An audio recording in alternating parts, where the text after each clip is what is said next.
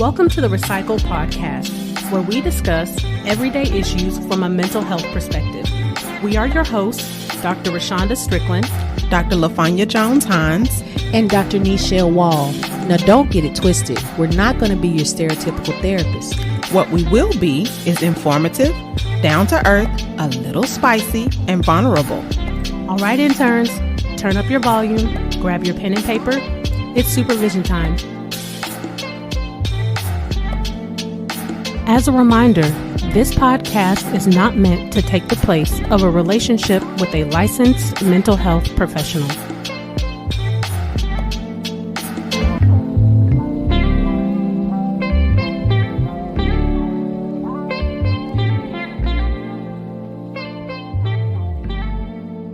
Welcome back to session 64, Carbon Copy. What does carbon copy mean? Okay, so today we're going to be talking about comparison and competition. And basically, when you compare yourself to others, that can be you looking at more of the weaknesses you believe you have and comparing it to what we see from other people after probably practicing, after probably touching up, after probably motivating themselves and talking to themselves, you can do it, you know, in the mirror. So that you're comparing yourself to someone's end result. So I have a question for you ladies, as I always do. Okay. Do you think comparing yourself to others is healthy? I believe that if you focus on it too deeply or too long, it can become unhealthy. But I don't necessarily think there's anything wrong with understanding where you are at and where other people are at.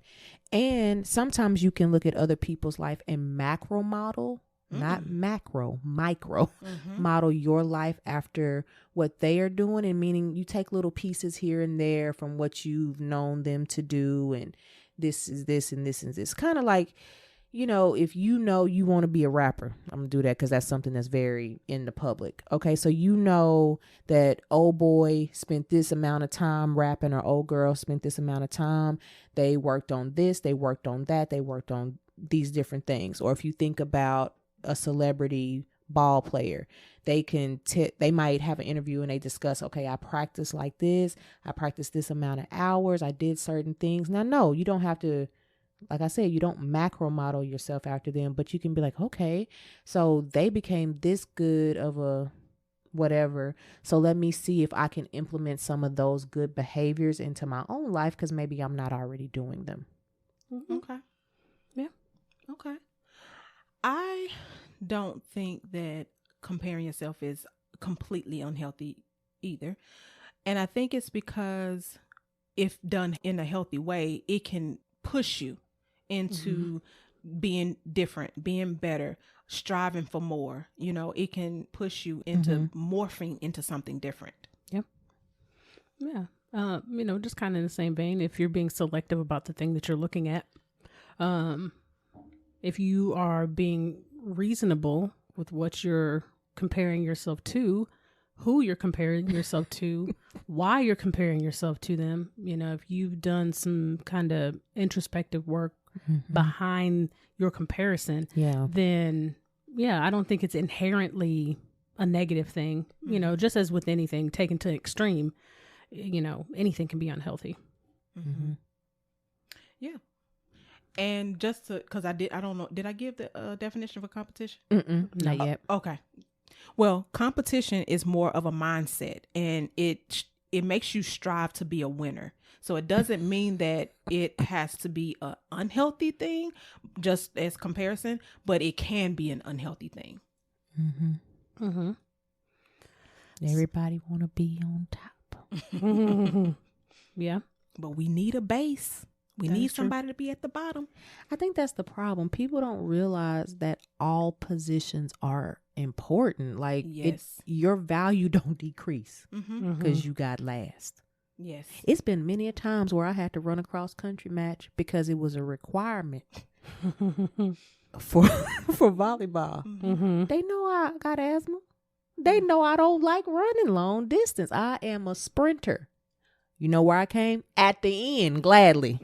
Skipping through the mud.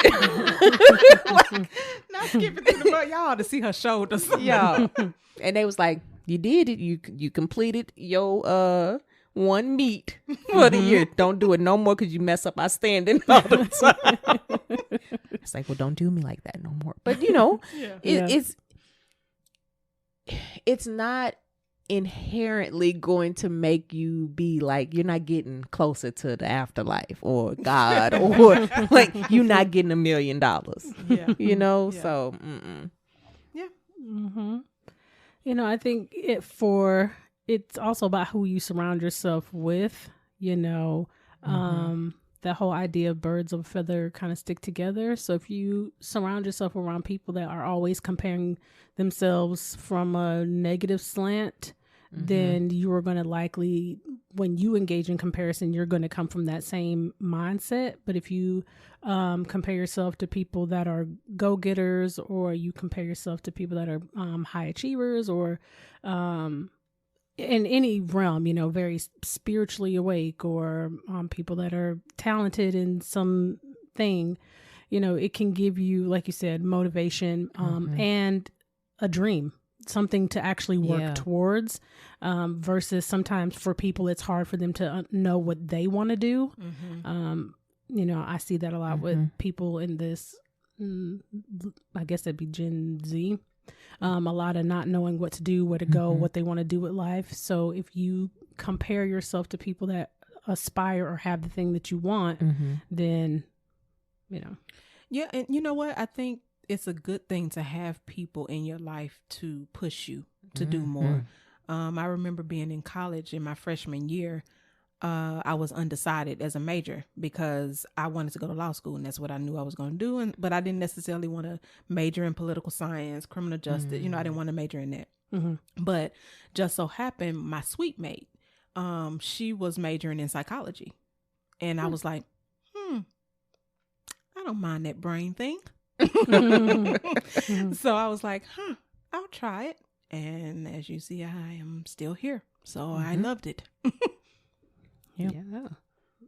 So she pushed me into deciding to major. And I think that's what you should do. I know I've made this analogy before about iron sharpening iron and all of that. And in the thought process behind that is that you don't want iron sharpening wood because it makes the blade dull and it beats the crap out of the wood. You need something like substance to push you forward. And make you strive to be better, and also make you strive to say, okay, I need to go sit down now because I'm doing too much or whatever. So it's a balance thing. Yeah, for sure. I think that's the reason why the three of us work well together is because we're not competing against each other. We may compare ourselves at times, but I don't think it's in an unhealthy way. I think it's in a way, you know what, let me do a little bit more research because I know Dr. Strickland gonna give these 101s and I need to make sure I know what she's talking about. You know what I mean? So it's stuff like that makes us strive to make sure, we have the information or do what we need to do. Yeah, I think you get to a place where you're like, I like the things that I see in the people around me, and I really want to make sure that I'm contributing the same way that they're contributing. Yeah. So I think that can be our third C, contribution, because I think that's really what it is. Like when you're in a healthy mindset, you're like, man, I don't remember the Jay-Z line, but he talks about if you're the only millionaire in your group, something wrong with that, versus everybody around you is eating. Like that's the mindset. Like I got my hand out in front of me, grabbing on whoever is leading me, but I also got my hand behind me, pulling up whoever I need to pull up. But I can only pull up the people that got their hand you're out gonna step too. up, and you're gonna have to make that step because I can't do it. I can't pull. I'm just guiding. Right. Yeah. Man. Got deep real quick, huh? Yeah. I mean, but that's the benefits and some of the, good reasons why we compare ourselves to one another or just ourselves to society or ourselves to, just our own selves, comparing my current self to my past self to who my future self can be. Mm-hmm. If I see all of those things in a healthy way, then it keeps me motivated to work towards so that comparison can become a reality. Mm-hmm. Okay, gems. Okay. So then on the flip side, then, of course, is what are the negative, effects or bad, things that happen from comparison? Honestly, I think it keeps you stuck because you don't know another person's journey. You don't know and so what you're doing is you're thinking you have to do everything they did to get to where they are. And really, all of us have a different journey. And so even if your, goal or strive is to be a basketball player, yes, Michael Jordan may have given a whole list of things that he did every day to be the best basketball player there has ever lived. But you may not be able to do what he did because your life is different than his. And it's a different time. Yes. Yeah. This ain't the 90s. This is 2021 and it's a different level of players. Yes. Yeah. Yeah. I would say just kind of piggybacking on that it can actually cause you to reverse. I definitely agree it can keep you stagnant, but also cause you to, revert to some old stuff or just, start really going towards rock bottom because of that belief system that I'm not where I should be, quote unquote, or I don't have the things that the people in my life have. So why even try? Which then continues to further and further cause more devastation in your own life. Yeah. I think the difference between this and our last session, as far as mindset goes, is that with holding on to grudges, you're stuck in the past. And with being in comparison and competition, you're stuck in the future. Oh, man. That's, yeah. For sure. And both, we've talked about this in many sessions. It's just not good. You need to know what you've been through. You need to know where you're going, but you got to act in the now. You're going to miss it. Like the second gone. All that I said is gone. You know what I mean? Well, and I think about pastors. All pastors have a different journey to how they became a pastor. And they had a different walk before they became a pastor. And I think if they all compared themselves to, let's just say, Bishop Jakes, if they compared themselves to Bishop Jakes, you won't preach. You're not going to preach because who's going to want to be competing and comparing themselves to Bishop Jakes? And then you going to also want to have to take on the burdens that he got too. Exactly. Yeah. True. Because his life was in the news. Some of it. A lot of it.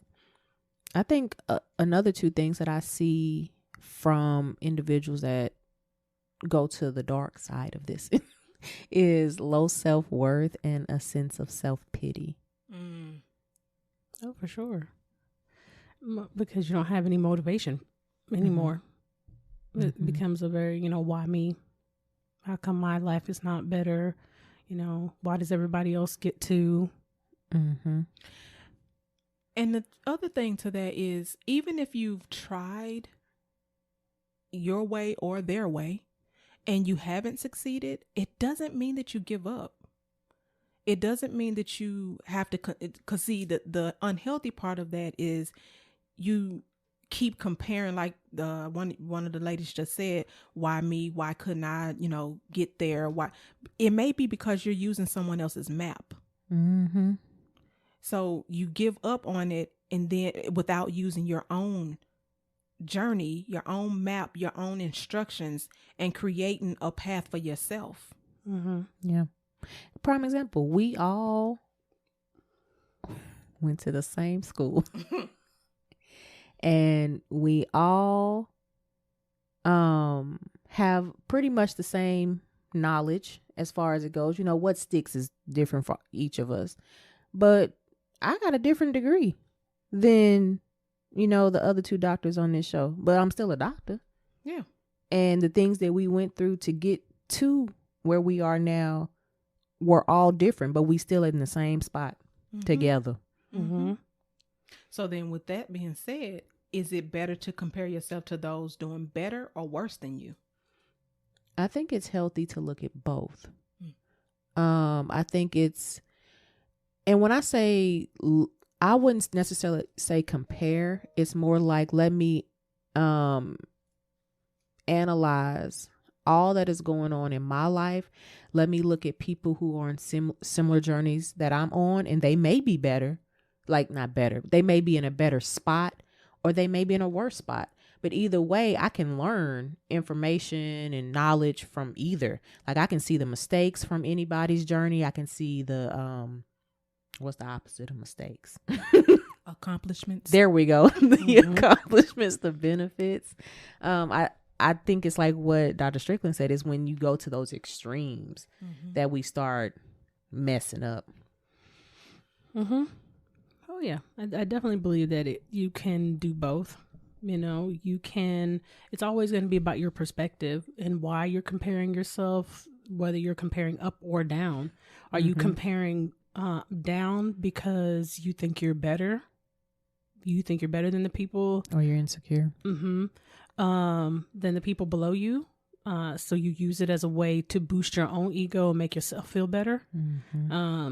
Because part of one of the articles I was reading was talking about how we tend to overinflate our own abilities and think that if you internally, we think we're better than most people or smarter than average. But when asked, we won't necessarily say that out loud. So if you're comparing yourself down, are you doing it as a way to continue that mindset and belief that I'm better than? And if you compare up, for people that tend to self-deprecate, are you doing it as a way to engage in confirmation bias? In that, okay, this proves that I'm as bad as I say I am. So as long as you're assessing the reason why you're comparing up or down, I think both of them have their pluses or minuses. Yeah, I agree with both of you. I have nothing to add. Yeah. Perspective, you know. Well, they say comparison is the thief of joy. So if you're not being really careful on where your mind is when you started doing it, and then, you know, your why as you continue to do it, then it will, you know, remove that potential joy that you could get or could have at the end, because you've, again, just let yourself run away with whatever this idea is in your head. Yeah. Dr. Strickland and I were having a conversation on Tuesday, and we were just talking about the difficulties in finding good therapists. And we were talking about, well, Dr. Strickland was, because I was listening. Dr. Strickland said how everybody and their mama want to have their own private practice and do telehealth. And the reality when we were talking is, some people, she said, some people need community. They need checks and balances. They need the social aspect that come from working with other people. And I said, and everybody ain't a business person and do not know how to run a private practice. Because the horror stories that we get. I know. Yeah, for sure. No, Absolutely. I agree. But the thing about that is, that's when you have to be aware of where you are. Yes. And it's okay for you not to be one of those people who can run a practice. However, you may be someone, you can be a good therapist and you can do something else. You may be good at being a leader, but not a owner. Yeah. Like I've had people in my family say, so when are you going to go into private practice for yourself? First of all, I don't want to. You know, I have no desire to own my own mental health private practice. Because I already know I'm a good business person. I know how to handle money. I know how to run a business because I've ran businesses since I was 11. I don't have a problem with that. But I don't want to deal with this red tape. I don't want to deal with no dang employees. And there's certain things that I don't want to do. Now, you give me a leadership position, I'm cool with that. But there's like owning it. I don't need to own it. I'm not a person that says I have, like we were just saying earlier, I don't have to be at the top to contribute. Yeah. Just tell me what you need me to do. Right. And I feel good about what I did. Yeah. Yeah. I knew being in school, I didn't want to work for nobody. Yeah. I don't think I had one idea one way or the other. You know, I never had a drive to own my own thing, but I never had a drive to also work for anybody. You know, just kind of was whatever came my way. What was good for you. Yeah, what was good for me and what my idea of life at the time was, is what kind of will spark me. And I'm pretty much still the same way at this, now. So I don't think I had one or the other. I would definitely say I grew in some areas based off experiences and being able to compare myself to the people that I was with at the time. But, and that also did lead to the drive to, accept, some offers and things like You're that. calling Yeah. to be an owner. Yeah. So I can see, through lived experience, kind of that whole idea of comparison. But if I'm being honest, I was comparing myself because I thought I was better than. Okay. Than this particular individual. Now, whether that's true or not, I can't say, but that's where my head was at, Okay. at the time. Well, you're certainly more ethical. Well, I appreciate that.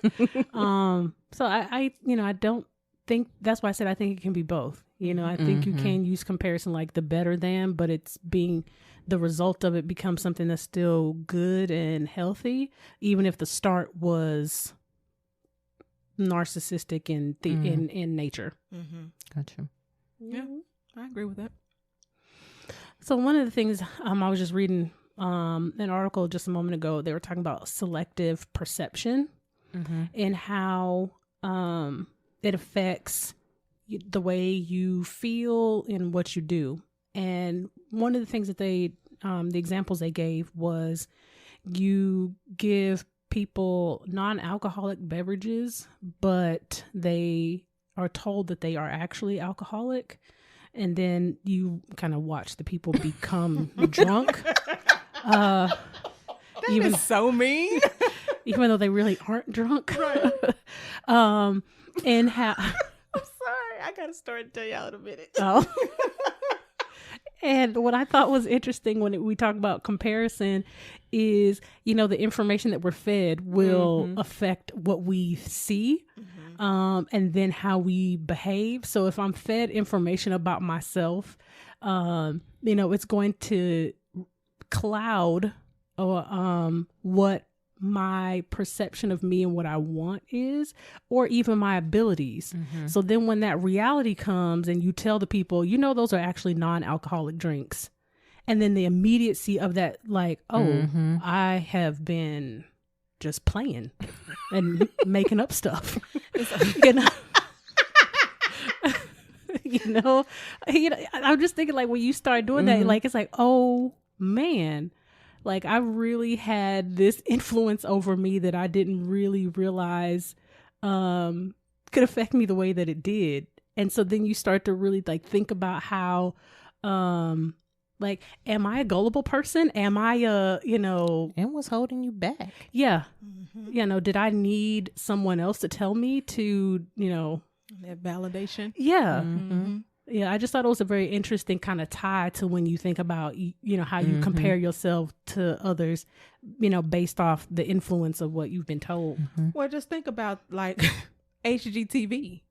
When you watch those DIY projects, you go into your bathroom and start busting up walls, and you be like, I can do this. Joanne and Chip did it. I can do it. And it's like, you what? Yeah. Y'all see what Chip be doing sometimes. Y'all better stop. I know it always is beautiful, but his goofiness, y'all better stop that. Yeah. Yeah. But absolutely. No. Y'all, let me tell y'all this story. Now, this is not my story. Trish and I have a classmate. She went to high school with this particular person, and she and I ran against each other. And so she turned 21, and Trish's other friend and her went out of town. And so they went to a bar, and she's like, give me a Shirley Temple. Now, if anybody knows anything, Shirley Temple is a non-alcoholic beverage.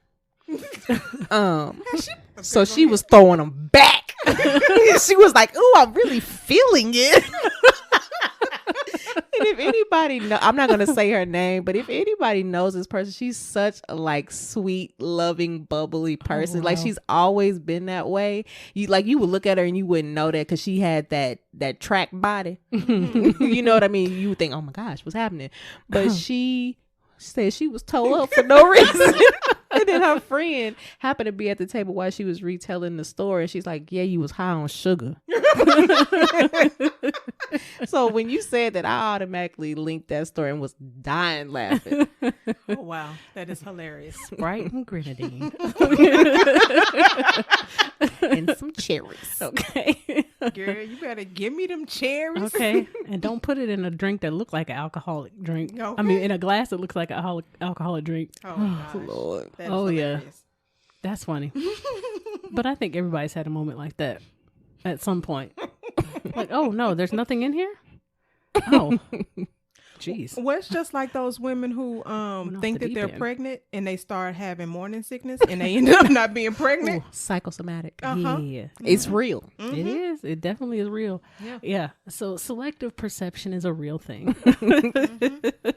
Because then I'm like, after she learns that she had been drinking nothing but, like basically Sprite, it's like, hold on, wait. So the rest But of she y'all still was goofy. Like it just kept elevating. So it really could have, like her friend said, it really could have been that she was having a sugar rush, which it is full of sugar. No, That particular drink. She was high off her own supply. Yeah. She Yes. just had a lot of energy that day and that sugar helped her. Man. It's like, y'all really let me do that?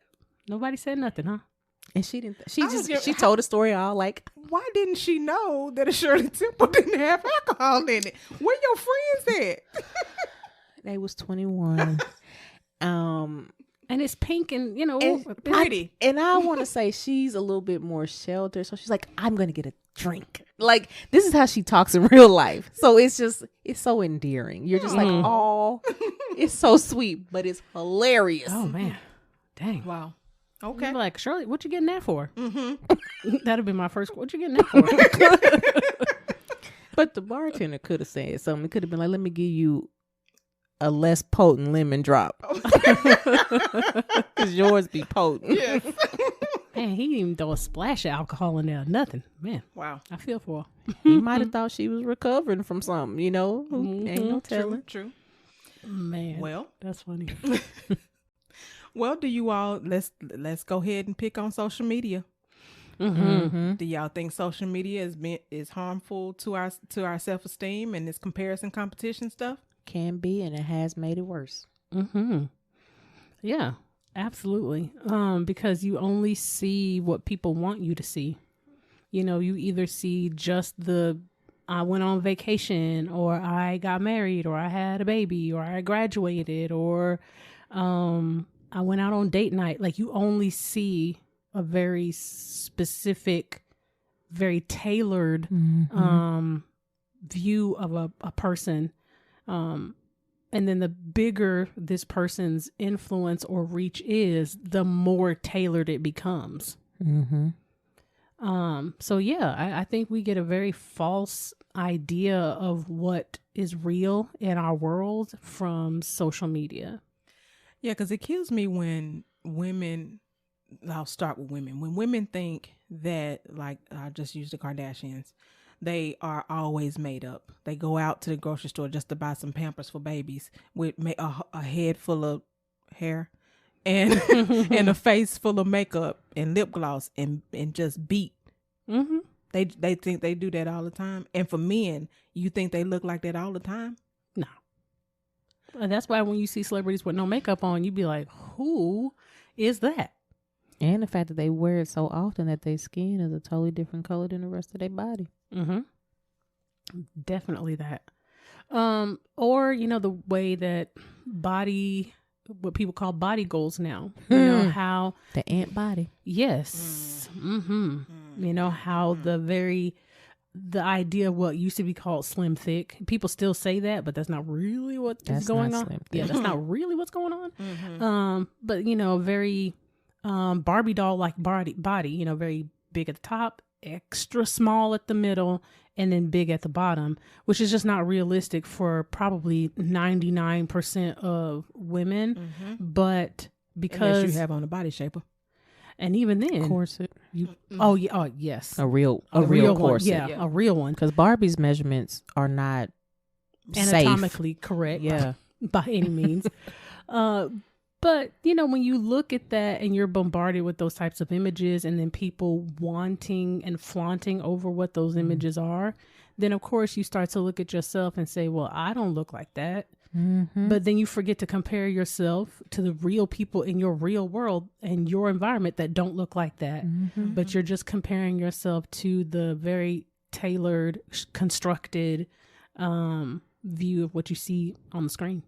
Some will say, well, I just want to look good in my clothes, so that's why I want to look like that. But do you realize that they probably are getting their clothes made and tailored to them? When you go out here to these department stores, you can't, no, that ain't going to, you're going to have to get that tailored.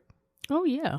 Unless you got the skills to do it for yourself, then True you that. tailor it yourself. But no, I think people have a skewed view on that, and it's because it's been force fed to us. Kind of like you're over here, you said about Barbie. Barbie has been fed to us for what, 60, 70 years? And that's a standard of beauty. Yes. You know what I mean? Like, that is a legit standard of beauty. Like, you got to think, people who played with Barbie dolls, they took these clothes off, they looked, okay, this is how breasts should look, this is how hips should look, this is how waist should look. Like, that eventually becomes ingrained, even if it's not discussed or talked about. And then that's what people start to, ascribe to. Yeah, because that's why we have push-up bras, because we want our bosoms, yes, to be pushed up. Yeah.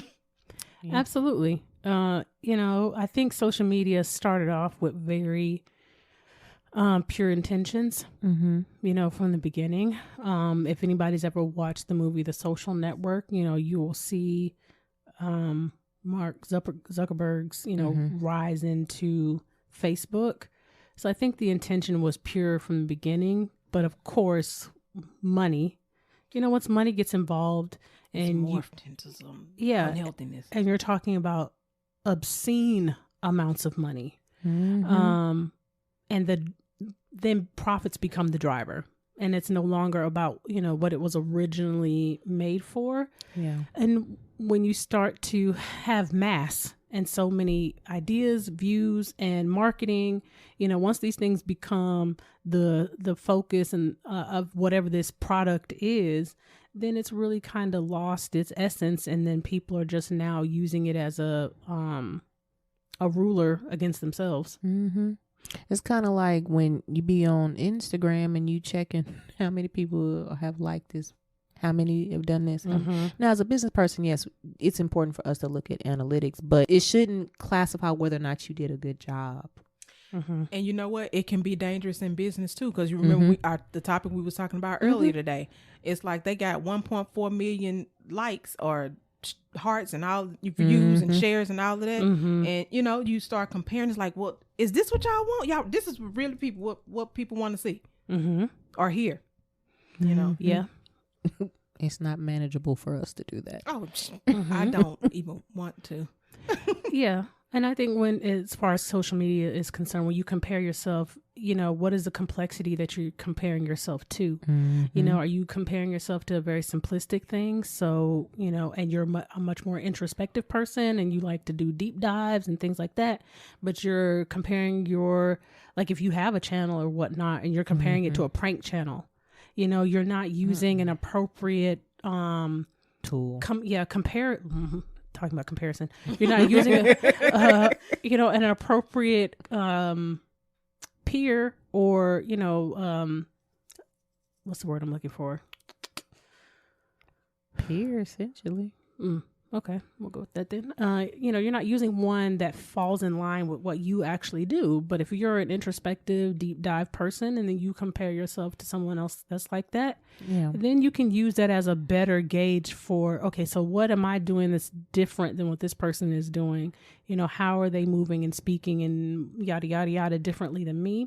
But if it's something that's in a completely different lane than what I am, then I'm going to be doing things that are not authentic to me. And if it's a business, my brand, for the whole point of trying to get to where I believe somebody else is, so that, it makes me seem more likable or, relatable. Yep. So, I mean, of course, there needs to be an overhaul with social media. I don't know if there will ever be one until probably the collapse of social media, whenever that comes. You saw what happened to MySpace. And eventually, Instagram will fall, and eventually Facebook will fall, and TikTok and all of these other ones, just like Vine did. And it seems like Snapchat is kind of on its way down as well. So they all eventually, now I'm not going to say that Facebook, Twitter, and Instagram aren't some heavy hitters in the social media game. Yeah. But again, every, big thing eventually kind of has it's in its heyday, and then it dies down, and then it'll be replaced with something else. The hope is that whatever it becomes replaced with has more checks and balances in it than what we have now, because this was the grandfather of all of this stuff. And hopefully we've learned those lessons, so that looking at the research on what's happening with the teenage generation now, on how depressed they are and how anxious they are because they base their life off of social media. Yeah. They're not getting all the nutrients that they need to thrive.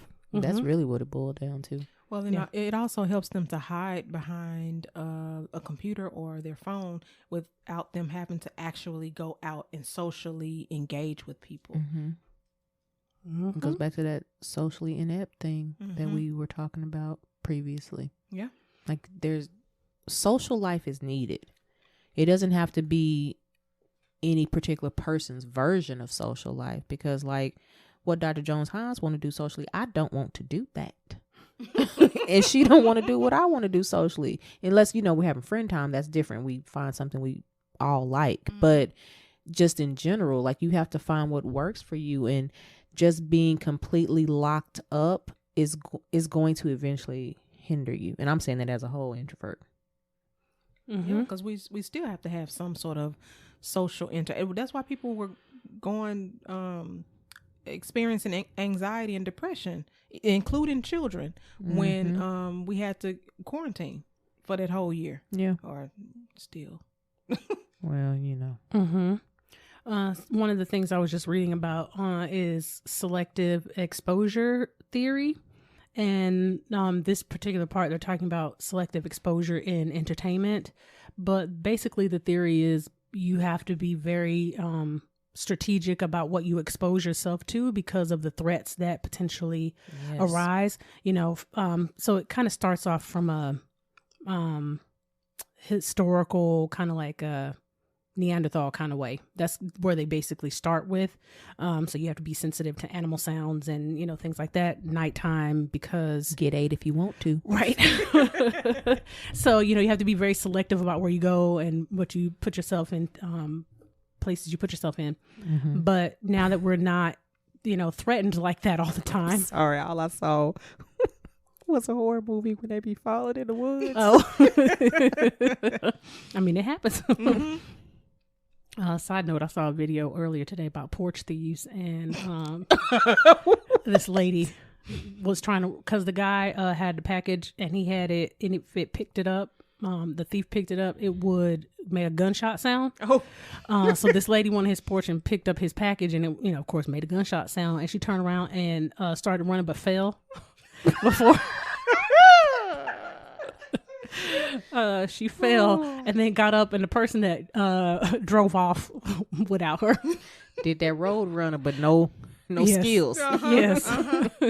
Oh, so yeah, she wasn't being selective either. But they were talking about like the old Neanderthal stuff. But this part that they're talking about now, based like on entertainment, is like the social media thing that we're talking about. You have to be very selective on the content that you consume, because it will have an effect on you, and based off like confirmation bias and all this other kind of stuff, or self-deprecation. If you're not selective with what you're exposing yourself to, then, it can lead to some really negative consequences. Yeah. I think that's why people need to have their feeds full of things that encourage them, motivate them, and not so like, if I want to let's just say lose weight, I don't need to have a whole lot of feeds of, women who are size 0. One, because I don't want to be a size 0, but I don't need to have, because that's going to like Mm-hmm. make me strive into unhealthiness. Mm-hmm. You know, I need to have stuff about women who are, you know, I guess like a size 8 or a size 6, whatever size, that so I can know, oh, okay, I can do that. I can do that. Mm-hmm. That encourages me to strive for that. Yeah. So thinking about comparison, how can it be used as a tool? I think moving you closer to your goals and understanding where you're at with where you're going. And you notice how I'm saying you, where you're at, where you're going, not anybody else. Because that's really the person that you need to be comparing and competing against is yourself, because you are the only person on this specific life path. But when you're looking at everybody else, it's okay, they going. Mm-hmm. Okay, I need to be going. Or okay, is it quite time for me to be going? Like something Dr. Jones-Hines knows is like I just started doing 2-a-days with my exercise because of, you know, the hormonal stuff going on is making me gain and retain weight that I'm not used to having on my body. But I know I'm going to have to do something more extreme. So we've always been doing some type of fitness, eating right, something in this office. But when I look at my feeds, when I look at the different people around me, that's the type of energy is there. So when I don't feel like getting up at 4:30 to do my first workout, I'm going to remember that. And I'm going to be like, okay, so you saying you cool with where you at then? Mm-hmm. Or you want to make your journey longer. So it becomes that I'm comparing, okay, if I do this, then that is going to happen. Or if I don't do this, then this is what is going to happen. But realistic things, not just random crazy stuff to pop up in my head. Mm-hmm. Mm-hmm.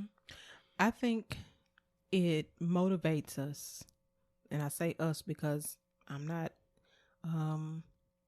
opposed to comparing myself to others, but it motivates us. It gives us that encouragement. It gives us that energy and that drive to know that, okay, if somebody else did it, I may not walk their same journey, but I can do it too. Mm-hmm. You know, if somebody else was able to create a business, then okay, I should be able to do it too. Mm-hmm. If someone else was able to create something, I can do it too.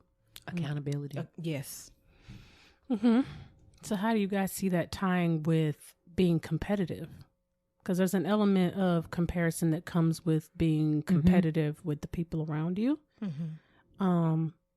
What do you guys see as the connection there? I think it's the striving to get it done versus the numerical placing of when or how you get it done.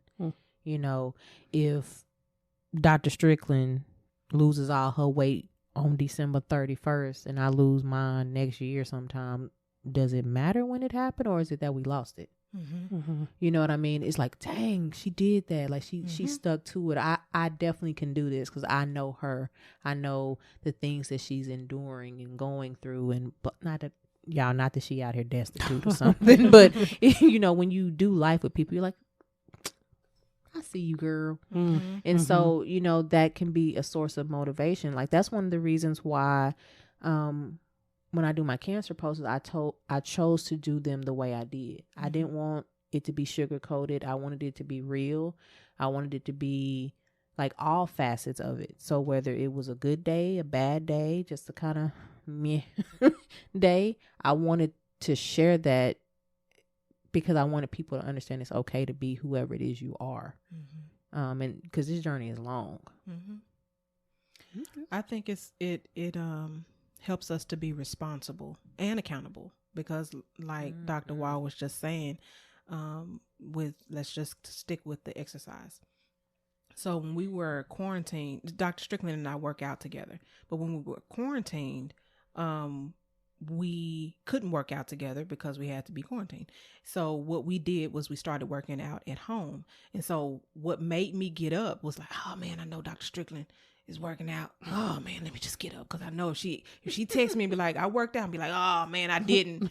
I ain't want to have to tell her that. Mm-hmm. So that made me get into my competitive mind to know like, and then I would text her, I worked out.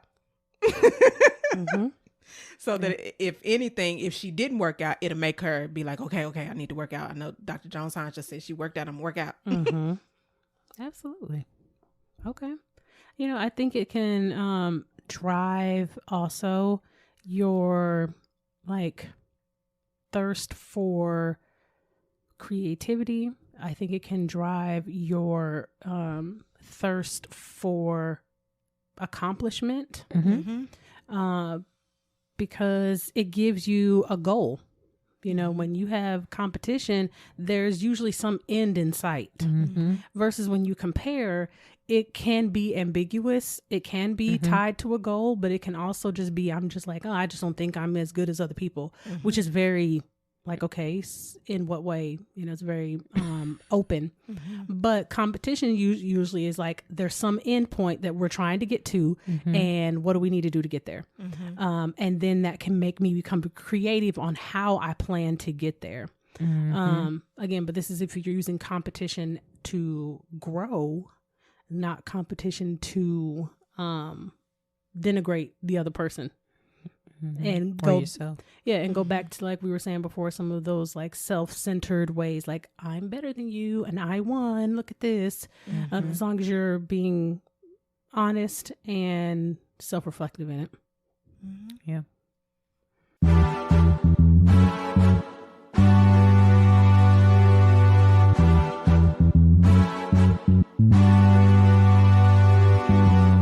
It's so much going on in the world right now, and we could all use some extra support. At Balance Beacon, we offer counseling services for individuals, couples, families, and groups. If you're in Texas, give us a call at 214-396-6503 or visit our website at www.balancebeacon.com for more information.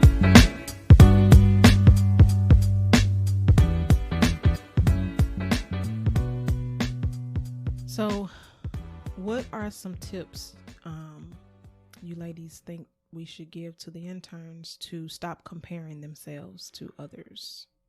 I definitely think the first thing is like to get to the root of your problem with yourself or with others. You know, once you have a grasp on that, you kind of know where you need to go or what you need to improve on for you, because you can't change nobody else. You can only, you know, change yourself. Broaden your audience. You know, that's good. You know, if you are only looking at a very small subset of people, then your data set is not going to give you the results that you're hoping to get.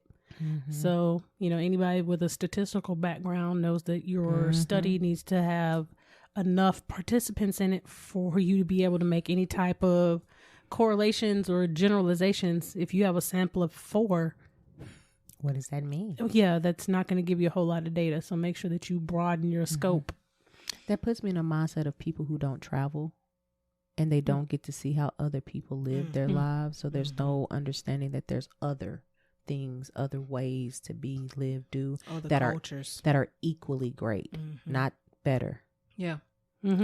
I would say become aware of and avoid your triggers. So like, you know, like we just said, like with social media, if you know that you compare yourself to a lot of people on social media, then you may need to get off social media for a while or change who you follow. Oh yeah. I do a scrub every year. Make sure it aligns with who I am right now. I think another good thing is develop an abundance mentality. Because a lot of times what ends up happening when you are comparing, I was about to say comparing and contrast, Jesus, English, comparing and competing is that you are actually living in a poverty mindset. So switching to a place of abundance and thinking, okay, everything that I want and I need is already within me. I just need to call it up and bring it into fruition, figure out how to do these things. Absolutely. I would say remind yourself that other people's outsides can't be compared to your insides. Oh, yeah. So like just knowing that, again, like we said with social media, you're getting the end product of what you see on Facebook or social media. And that can't be compared to what you have going on with you internally. Yeah. One thing I usually tell my clients is you are getting a Polaroid while you think you're getting a panoramic view. So as anybody that's ever seen a Polaroid, you're only going to get crops of whatever the scenery is versus a panoramic view. You're going to get a much more cohesive image. So if you're basing yourself off of the Polaroids, then you're going to be disjointed, feel choppy, and, you know, again, it's going to lead to that negative mindset on I don't have.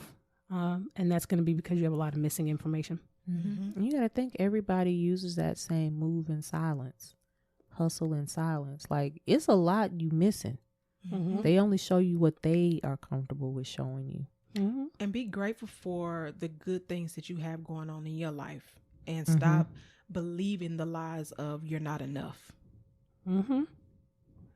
It's important to understand that everybody's journey is theirs. It's unique. It's different. There is not, no two people's paths are the same. Yeah. So I think that's definitely important. Something else that I have on here is that you have to set your own goals, dreams, and standards. Yeah. And I think something that we've all said before is recognizing whose voice is in your head. You know, is it your own? And this is something that you are striving for, that you are using as a gauge for yourself, or is it somebody else's version of life that you're trying to aspire to? So checking to see where these messages are coming from. And those expectations. Check the expectations. Are they yours or are they someone else's? Yeah. Yep. The last two that I have are practice contentment. Because contentment, being happy, good where you're at, can battle any comparison, any competition. And that's not to say get stuck there either, because that's another situation that we're not talking about right now.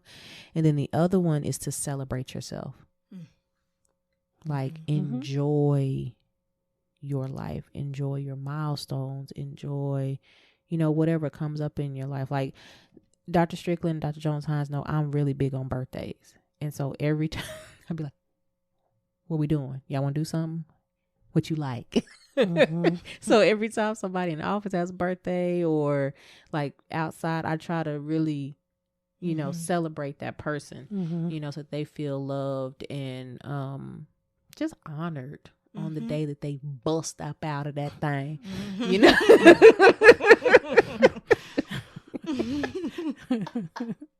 Hello. I know, right? But it is important to celebrate yourself because it shifts the focus back to who it's supposed to be on for you. Your focus should be on yourself in a healthy way. Agreed. And then the last one I have is to use comparison as motivation to improve what actually matters. Not frivolous stuff. Right. I think that kind of goes to knowing what your values are. And if your value is making a lot of money, that's okay. You just got to be honest with yourself that that's what it is. Yeah. It's not to say that it's bad or good. You know, it's just yours.